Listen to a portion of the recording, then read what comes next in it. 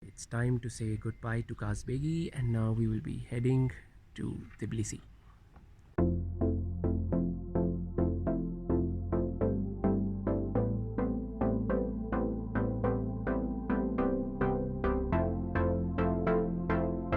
On day three, we checked out from our hotel, and on the way to Tbilisi, we stopped by an Indian restaurant run by Raj and his wife. So guys, this is an Indian restaurant here. This is Raj.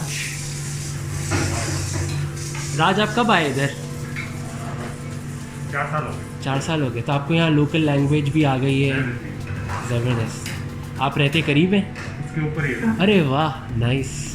तो आपको ज़्यादा अच्छा लगता है यहाँ पर, like nature से इतना करीब रहना? तो फायदे हैं यहाँ पे। पहले तो बिजनेस भी अच्छा है, दूसरा मतलब गर्मी नहीं होती यहाँ पे। अरे वाह, ज़बरदस्त। मतलब 2-1 महीने गर्मी पड़ती है, ठंडा मौसम रहता है, क्लाइमेट अच्छा है, हाँ, कोई बीमारी वगैरह भी नहीं होती। मतलब 4 साल हो गए हम कभी हॉस्पिटल भी नहीं गए। ज़बरदस्त तो ज़बरदस्त। दोनों हिसाब से life.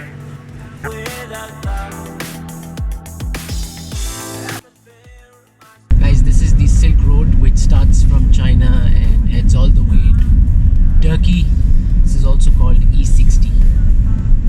From here, we headed to Gori, the place where Joseph Stalin was from. The streets here are quite wide, and people like walking in the middle of the road away from the buildings because this area is prone to earthquakes. There's a joke in Georgia if you find people walking on the road casually or jaywalking, so you could guess they are maybe from Gori.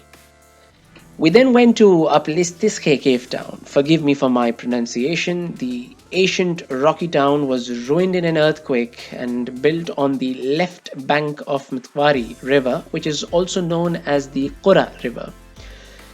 This place once played an important role in Georgians' history. It dates from the early Iron Age and is considered as the oldest human settlement in Georgia. At its peak, 20,000 people lived in this valley, which was a key stop for caravans traveling into the iconic Silk Route.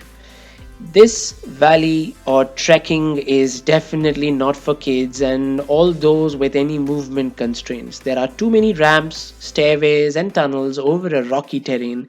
This is very tiring and dangerous, but interesting indeed.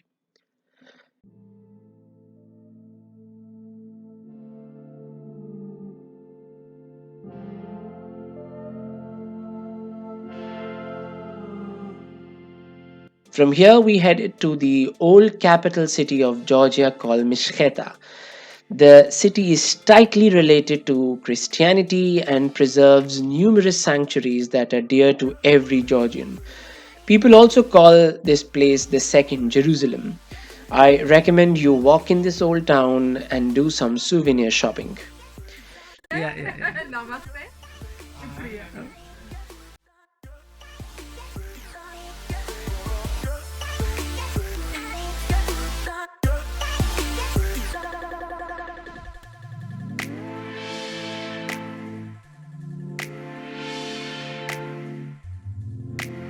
So you've got a red rose, a yellow rose, a white rose, a pink rose. There's so many roses. Just look at their sizes. Jwari Monastery stands on the rocky mountain top at the confluence of the Mtskheta and Aragvi rivers, overlooking the town of Mtskheta. Just enjoy the panoramic view of the mountains and river.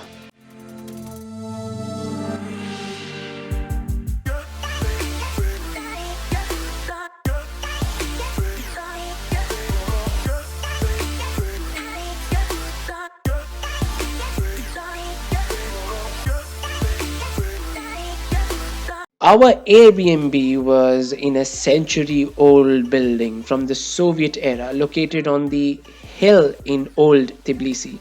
In a rustic building, there's a fully furnished and a well illuminated apartment. All the positive reviews on Airbnb confirm this apartment will make your stay in Tbilisi easy and comfortable.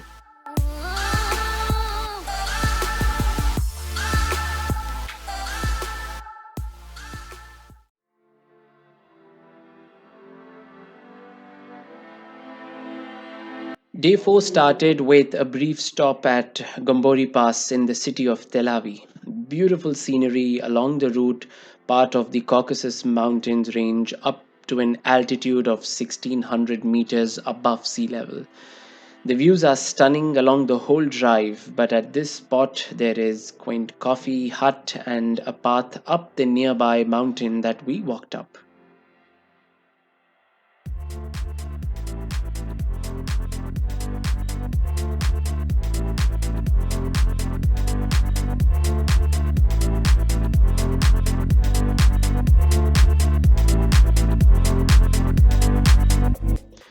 The biggest tree in Georgia located in the city center of Telavi, and it is more than 900 years old.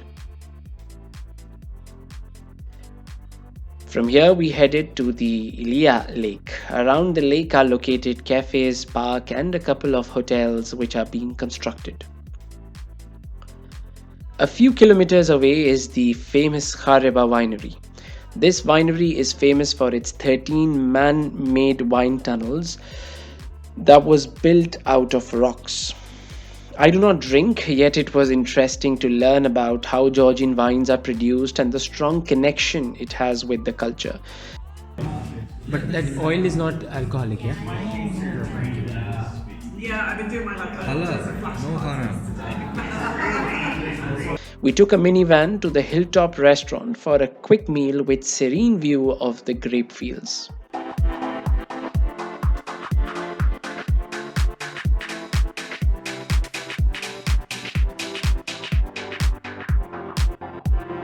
"25 kilometers away is the City of Love, famous for weddings and honeymoon goers called Signagi.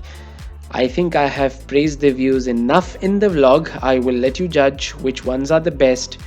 A tip for newlywed couples is to add this city to your planner." So, behind those mountains, there is Russia, and on the eastern side, which of course I can't show you from there, is Azerbaijan. So, this is how close we are to these countries right now.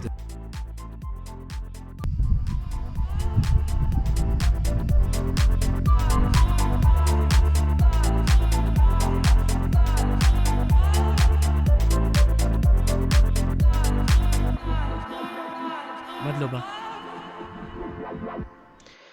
Our final go-to spot for the day was the Bodbe Monastery, or the Monastery of Saint Nino. Saint Nino is the lady who brought Christianity into Georgia more than 2000 years ago from Cappadocia, which is another famous cave city in modern day Turkey.